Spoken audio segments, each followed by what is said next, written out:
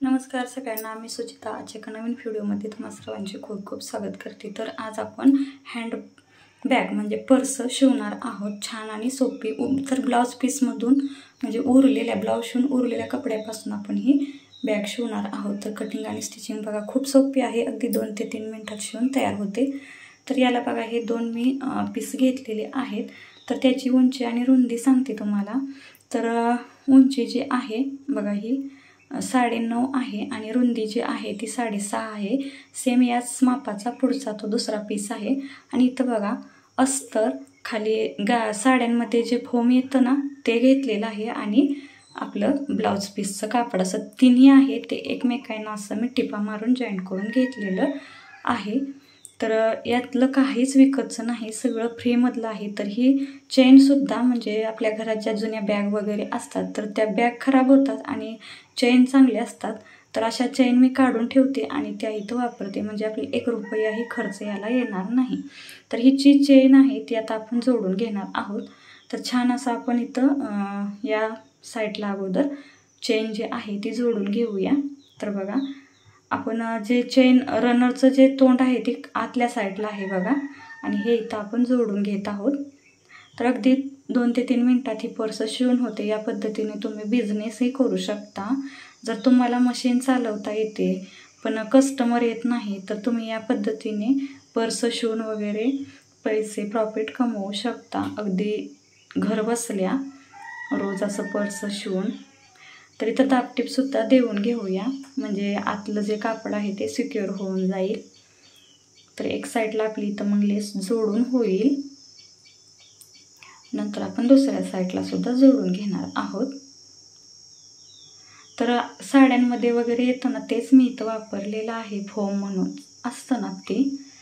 तर दुसऱ्या साईडला सुद्धा चेन जोडून घेऊया आणि वरती जे अस्तर आहे ना, अस्तरसाठी मी वापरलेलं आहे ते सुद्धा ब्लाउज पीस म्हणजे ब्लाउज आपला शिवून उरल्यानंतर जे अस्तर शिल्लक राहतं तेच मी इथं वापरलेलं आहे। 0 रुपयात आपली पर्सही तयार होणार आहे। तर बघा इथंही असं जोडून घ्यायचं आहे एकमेक म्हणजे चेन पहिल्यांदा। तर जोडून घेतल्यानंतर दाबटीपसुद्धा इथं देऊन घेऊया, म्हणजे आतलं जे हे कापड आहे ते चेनमध्ये येत नाही। बघा इथं हे जोडून घेतलं। तर आता हे असं फोल्ड करायचं व्यवस्थित आणि इथं कडेला कॉर्नर करायची, म्हणजे 1-1 इंचाचं चौकोन करायचे आणि मार्किंग करून घ्यायचं। तर इथं बघा 1-1 इंचाचं असं चौकोन करून घेतलेलं आहे मी आणि मार्किंगसुद्धा करून घेतलेलं आहे। आणि याला कट देऊन घेऊया दोन्ही साईडला पण। दोन्ही साईडला पण आपण कट देऊन घ्यायचे आहेत। काळजीपूर्वक कट द्या, जादा कट होऊ देऊ नका। तर इथं ही एक पट्टी घेतलेली आहे बंदसाठी। तर उंची 6 आहे आणि रुंदी 1.25 आहे। तर ही पट्टी बघा एकदा फोल्ड, दुसऱ्यांदा फोल्ड आणि 3दा फोल्ड, 3 वेळा फोल्ड करून असं छोटीशी पट्टी तयार करून घ्यायची आहे। आपण बंद म्हणून याचा वापर करणार आहोत। तर एक साईडला आपण टिप मारली, दुसऱ्या साईडला सुद्धा टिप मारून घ्यायची आहे बघा इथं। आणि आता ही पट्टी आपल्याला फोल्ड करून जोडून घ्यायची आहे। तर इथं पर्सच्या पट्टी आतल्या साईडला आपण घालायची आहे बघा इथं। कुठल्याही एक साईडनं आतल्या साईडला घाला आपण, बघा या पद्धतीने असं आत घालून मग कडेने टिप मारून घ्यायची आहे। काळजीपूर्वक इथं टिप मारा, कारण चेनमुळं एखाद्या सुई मोडू शकते, त्यामुळे गडबड करायची नाही, हळूहळू टिप मारून घ्यायची आहे। पण कट दिलेला ना तिथंपर्यंत, तर दोन्ही साईडला टिपा मारून घ्यायच्या आहेत कट दिलेला तिथंपर्यंत बघा इथं टिप मारली।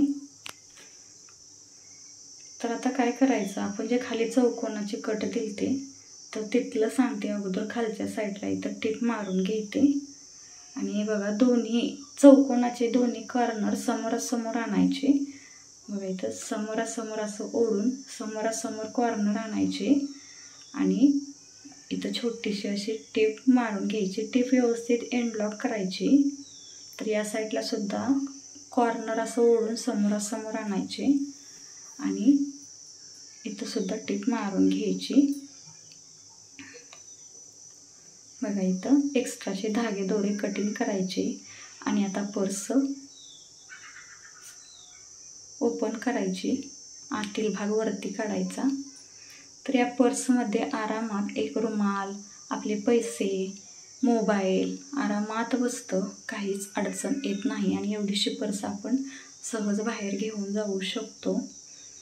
बघा किती छान अशी पर्स आपली तयार झालेली आहे.